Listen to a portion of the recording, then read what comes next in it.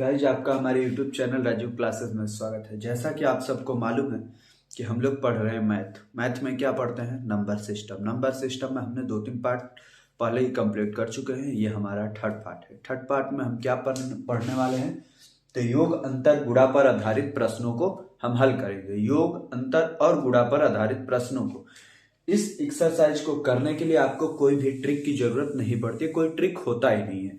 योग अंतर एवं गुणा पर आधारित प्रश्नों को जब भी आप हल करेंगे तो इसमें कोई ट्रिक नहीं होता है। कैसे फिर इसको हल किया जाता है, इसकी बेसिक कंसेप्ट होती है कि जो इक्वेशन लिखा हुआ है, जो शब्दों में समीकरण लिखा हुआ है, उसे आप समीकरण बनाइए और उस समीकरण को हल कीजिए। उस समीकरण को हल करने के लिए आपको कुछ बेसिक फार्मूलों को याद करना पड़ता है।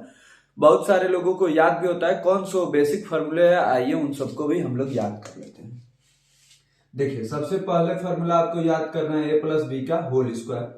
क्या होता है, a square plus b square plus 2ab।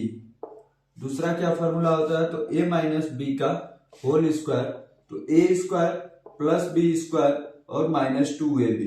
अब देखिए, कभी कभी आ जाता है a square plus b square. इसकी वैल्यू पूछता है कि दो संख्याओं के वर्गों का योग क्या होगा, तो कैसे निकलता है, इसको एक बार लेंगे ए प्लस बी का होल स्क्वायर, इस 2ab को इधर लाएंगे तो क्या हो जाएगा, माइनस 2ab। एक फॉर्मूला ये हो गया। और दूसरा फॉर्मूला इसी से क्या बन सकता है, यहाँ पे ए माइनस बी का होल स्क्वायर लिखिए, ए माइनस बी का होल स्क्वायर, और इसको इधर ले जाएंगे तो प्लस 2ab हो जाएगा। तो देखिए, ये दो फॉर्मूले होते हैं किसके लिए, ए स्क्वायर प्लस बी स्क्वायर के लिए। वैसे वर्गों का अंतर क्या होता है, a square minus B square की वैल्यू, तो ए प्लस बी और ए माइनस बी, एक ये फॉर्मूला हो जाता है a square minus B square के लिए। तो केवल आपको यही 3-4 फॉर्मूले याद करने हैं। यदि आपने इन तीनों चारों फॉर्मूलों को याद करना है तो योग अंतर गुणा पर आधारित प्रश्नों को आप इजी वे से सॉल्व कर लेंगे। अब चलिए अब सॉल्व करते हैं इस पे कुछ प्रश्नों को, इस टॉपिक पे कैसे ये प्रश्न होते हैं और इनको कैसे सॉल्व किया जाता है। आइए इन सभी चीजों को हम लोग देख लेते हैं। इससे पहले यदि आप हमारे चैनल पे पहली बार आए हैं तो चैनल को सब्सक्राइब कीजिए, वीडियो को लाइक कीजिए और अपने दोस्तों को भी शेयर कीजिए। और कॉन्सेप्ट को आप बिल्कुल बिना स्किप किए हुए अंत तक बने रहिए, जिससे कि आपको हर एक कॉन्सेप्ट और जिस तरीके से प्रश्न पूछे जाते हैं सभी तरीके आपको याद हो जाएं और सभी तरीके आपको समझ में आ जाएं कि कोई भी प्रश्न आए आप उसको जरूर से जरूर हल कर लें, आप एक भी प्रश्न छोड़ ना पाए। चलिए अब हम चलते हैं अपने पहले प्रश्न पे। आइए अब हम सॉल्व करते हैं अपने पहले प्रश्न को। देखिए क्या है, दो संख्याओं का जोड़ कितना है, 24 है। दो संख्याओं का जोड़, तो आप दोनों संख्याओं को मान लेंगे कि ए प्लस बी, ए और बी है, तो ए प्लस बी का मान क्या है, 24 है। और उनका गुणनफल 143 है, तो ए बी का मान कितना है, 143 है। तदनुसार उनके वर्गों का योग कितना होगा, मतलब ए स्क्वायर प्लस बी स्क्वायर का मान पूछ रहा है। तो अब देखिए, अभी मैंने आपको फॉर्मूला बताया था, उसी फॉर्मूले पे हो जाएगा। A square plus b square equal to, अब हमें प्लस दिया है तो प्लस वाला फॉर्मूला लेंगे, तो ए प्लस बी का होल स्क्वायर, और जब यहाँ पे प्लस रहेगा तो इधर माइनस 2ab हो जाएगा। यहाँ पे प्लस तो यहाँ पे माइनस, यहाँ पे माइनस तो यहाँ पे प्लस होता है। अब देखिए, ए प्लस बी की वैल्यू क्या है, 24, तो यहाँ पे रखिए 24 का स्क्वायर माइनस 2 गुणे ए बी का मान कितना है, 143। 24 का स्क्वायर कितना हो जाता है, 576 माइनस 143 दूनी 286।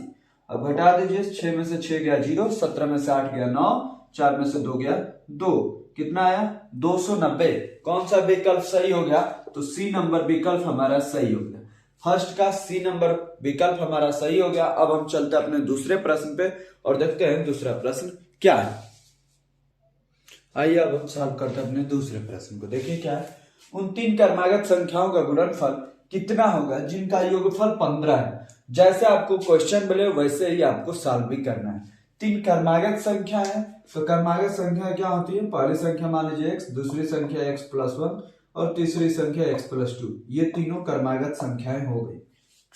क्या गुणनफल कितना होगा, मतलब पूछ रहा है x प्लस 1 और x प्लस 2 का मान पूछ रहा है आपसे कि कितना होगा, जिनका योगफल 15 है। इन सबको जोड़ने पर कितना आ रहा है, 15, तो x कितना हो जाएगा, 3x, और 2 कितना हो जाएगा, 3, बराबर कितना दिया है, 15।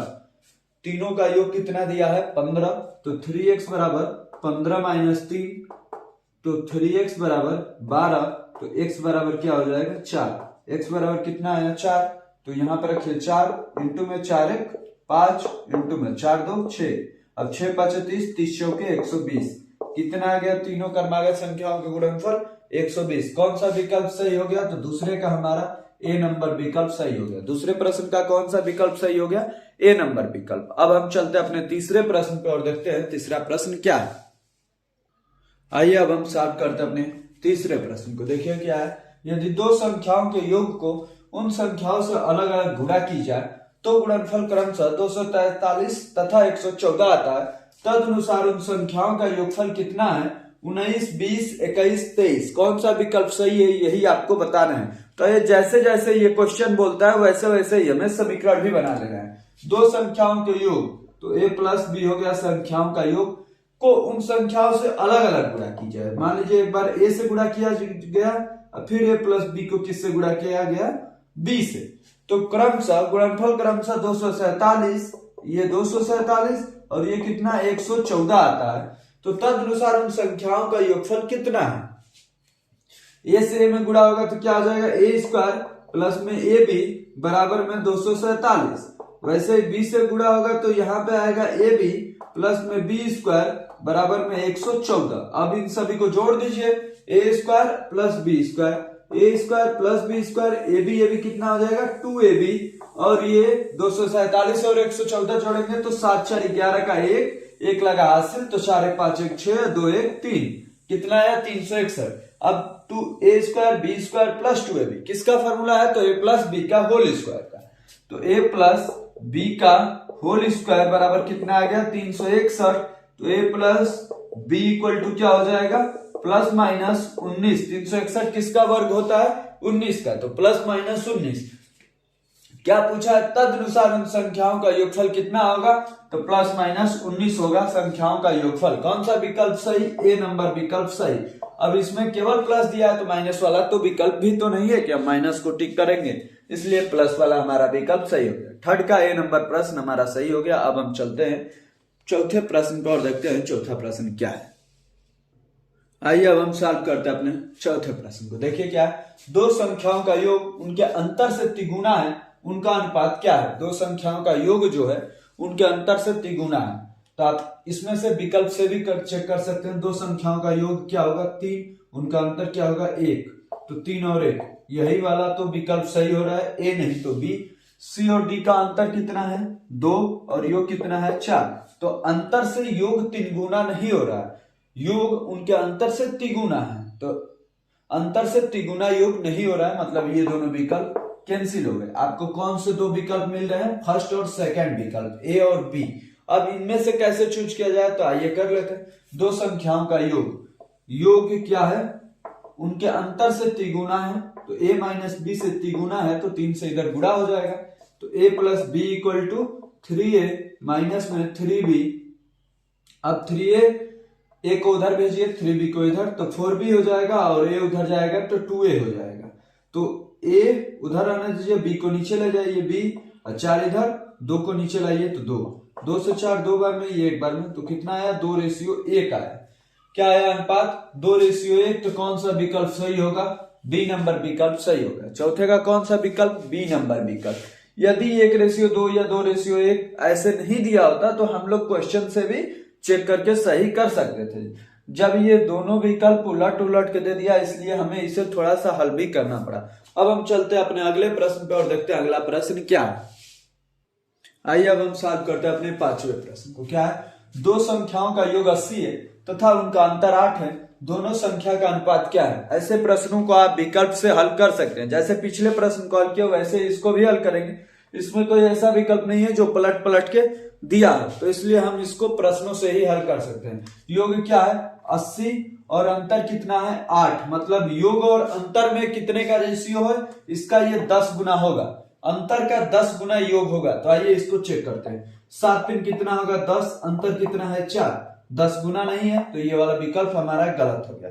अब यहाँ पे चेक करिए, 5 में से 4 गया, कितना हो जाएगा? 1, और 5 4 कितना हो गया? 9। ये 10 गुना नहीं है, तो ये भी गलत हो गया।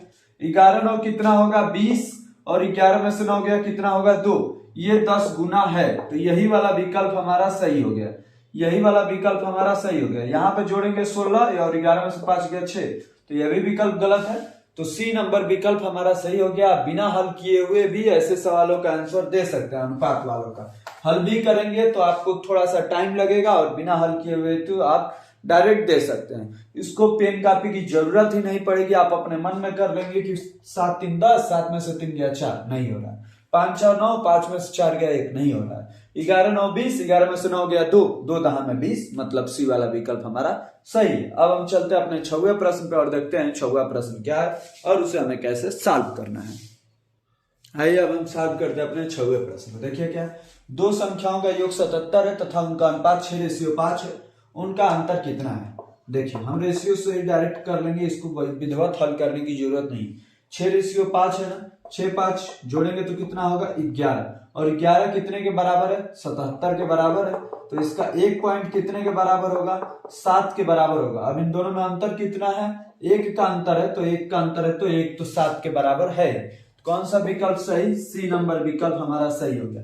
6वें प्रश्न का सी नंबर विकल्प सही हो गया। यदि आपको ट्रिक अच्छे लग रहे हो, आपको सवाल समझ में आ रहे हैं, तो वीडियो को लाइक कीजिए, चैनल को सब्सक्राइब कीजिए और अपने दोस्तों को भी शेयर कीजिए। अब हम चलते हैं अपने अगले प्रश्न पे। आइए अब हम सॉल्व करते हैं अपने 7वें प्रश्न को। देखिए क्या है, दो धनात्मक संख्याओं का अंतर 1020 है। कितना अंतर है 1020 है, 1020 है।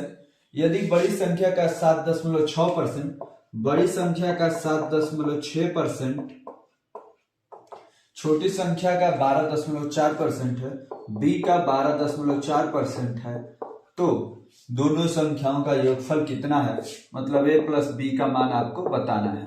अब देखिए ये शेष 100 से 100 कट गया, दशमलव से दशमलव कट गया, क्योंकि दशमलव के बाद एक ही स्थान है। 4 से कटाएंगे तो ये 19 बार में, 4 से कटाएंगे तो ये 31 बार में। अब देखिए b को इधर लाएंगे तो a बटा b, और 31 को उधर ही रहने दीजिए, 19 को उधर लाएंगे तो 31 बटा 19। देखिए ये हमने रेशियो बना दिया है। ए और बी में कितने का रेशियो है 31:19 का रेशियो है। अब इसका अंतर किसके बराबर था 1020 का, इसका अंतर कितना है 31 और 19 का अंतर है 12 का। अब 12 किसके बराबर है 1020 के बराबर है। तो एक पॉइंट की वैल्यू निकालिए, मतलब 12 से भागा दीजिए, 12 8 96, 6 60, 12 5 60, एक किसके बराबर है 85 के बराबर। योग पूछ रहा है तो 31 और 19 को जोड़ेंगे तो कितना हो जाएगा 50, और 50 में गुणा करेंगे किससे 85 से, क्योंकि एक बराबर है 85 के, तो 50 से 85 में गुणा कर देंगे तो मान निकल जाएगा।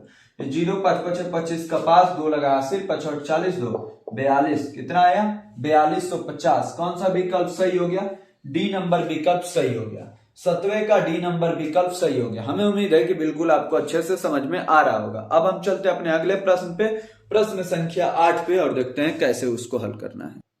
आइए अब हम सॉल्व करते हैं अपने 8वें प्रश्न को। देखिए क्या है, एक धनात्मक संख्या से 4 कम करने पे, धनात्मक संख्या मान लीजिए 1 से, इससे 4 कम कर दिए हैं, तो वह उसके व्युत्क्रम की, व्युत्क्रम मतलब x को बटे में लिख दे रहे हैं, कि 21 गुना के बराबर है, 21 गुणा कर दे रहे हैं, के बराबर हो जाती है, वह संख्या क्या है। तो ये हो जाएगा x - 4 और इधर 21 बटा x, x से 3 गुणा कीजिए तो x² - 4x, 21 को इधर लाएंगे तो -21 बराबर 0। अब घटाने पर 4 है और गुणा करने पर 21 7 3, तो x² - 7x plus 3x minus 21 बराबर में 0। x कॉमन लेंगे तो x - 7, और यहाँ पे प्लस 3 कॉमन लेंगे तो x - 4 बराबर में 0। अब x - 7 एक ब्रैकेट में और x + 3 एक ब्रैकेट में। आपने ऐसा गुणनखंड करना सीखा होगा। x - 7 और x + 3 बराबर 0। अब एक बार x - 7 को 0 कीजिए, x - 7 बराबर 0, तो x बराबर 7 हो जाएगा। अब x + 3 को भी 0 कीजिए तो x बराबर क्या आ जाएगा -3। अब ये दोनों विकल्प हमारे सही हैं, लेकिन कौन सा एक धनात्मक संख्या लेना है। धनात्मक संख्या का मतलब है कि केवल यही वाला विकल्प आपका सही होगा, तो विकल्प नंबर बी हमारा सही हो गया। 8वें का बी नंबर विकल्प हमारा सही हो गया। अब हम चलते हैं अपने अगले प्रश्न पे और देखते हैं अगला प्रश्न क्या है और उसे कैसे सॉल्व करना है।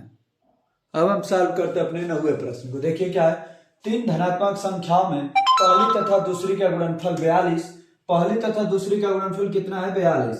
पहली मान लीजिए x है, दूसरी y है, तीसरी z है, तो इन दोनों का गुणनफल कितना है x × y बराबर दिया है 42, और दूसरी तथा तीसरी का 56, तो y × z कितना है 56 है, और तीसरी तथा पहली का 48, तो z इंटू एक्स क्या है 48 है। अब देखिए तदनुसार तीसरी संख्या क्या है, तो इन तीनों का पहले गुणा कीजिए आपस में, तो x से x में गुणा होगा एक्स स्क्वायर, y से y में गुणा होगा वाई स्क्वायर, इंटू z से z में गुणा होगा z स्क्वायर। इधर इन तीनों का गुणा कर दीजिए 42 इंटू 56 इंटू 48। अब देखिए इधर स्क्वायर है तो इधर भी किसी न किसी रूप में स्क्वायर के ही रूप में होगा, तो इसको 42 को लिखिए 6 इंटू 7, 56 को लिखिए 7 गुणे में 8 और 48 को भी लिखिए 6 गुणे में 8।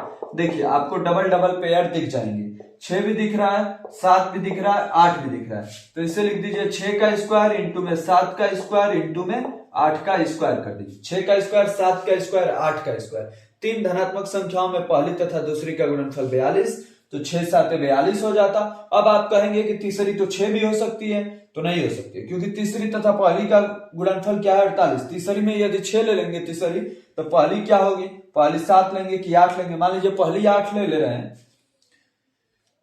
थर्ड को मान लीजिए, फर्स्ट हमने क्या माना था x, लेकिन आप कहेंगे कि रहने दीजिए ऐसे नहीं, दूसरी तरीका से मानना है। मान लीजिए कि x क्या है सेकंड है, x क्या है सेकंड है, y क्या है फर्स्ट है और z क्या है थर्ड है। तो सेकंड इंटू फर्स्ट कितना आना चाहिए 42, तो सेकंड इंटू फर्स्ट, सेकंड मतलब x, फर्स्ट मतलब y, x की वैल्यू कितनी आई है 6, तो यहां पर रखिए 6, y की वैल्यू 7, z की वैल्यू 8। तो आप किसी और को लेंगे तो आपका गुणा ही नहीं आएगा, मान ही नहीं आ पाएगा यदि आप किसी और को लेते हैं। मान लीजिए 7 को यहाँ पे लिख देते हैं, 6 को यहाँ पे और 8 को यहाँ पे, तभी भी नहीं आएगा। कैसे देखिए 7 6 42 तो आ जाएगा एक्स वाई, वाई जेड 56 आना चाहिए, वाई जेड 48 आने लगा, इसीलिए 6 7 8 ही माना जाएगा जैसे हमने सवाल को शुरू में माना था। तो तीसरी संख्या हमारी क्या हो जाएगी, तीसरी संख्या हमारी 8 ही होगी। जेड का मान क्या हो जाएगा 8, वाई का मान 7, एक्स का मान 6, 8 6 7 8। तो तीसरी संख्या पूछ रहा है तो तीसरी संख्या 8 हो जाएगी, विकल्प नंबर डी हमारा सही हो जाएगा। यदि दूसरी संख्या पूछता तो 7, पहली संख्या पूछता तो 6। इस प्रकार हमने 9 प्रश्न कंप्लीट रूप से सॉल्व कर लिए। अब हम चलते हैं अपने लास्ट प्रश्न, प्रश्न संख्या 10 पे। आइए अब हम सॉल्व करते हैं अपने 10वें प्रश्न को। देखिए क्या है, 4 क्रमागत अभाज्य संख्याएं जो आरोही क्रम में है। केवल क्रमागत संख्याएं बोला होता तो x x plus 1 x plus 2 x plus 3 तो आप कर लेते, लेकिन यहाँ पे क्या बोला है क्रमागत अभाज्य संख्या। तो अभाज्य संख्याओं में कोई समान अंतराल नहीं होता कि पहली 2 हो गई तो दूसरी 4 फिर 6, सम और विषम जैसा नहीं होता, न ही क्रमागत जैसा होता।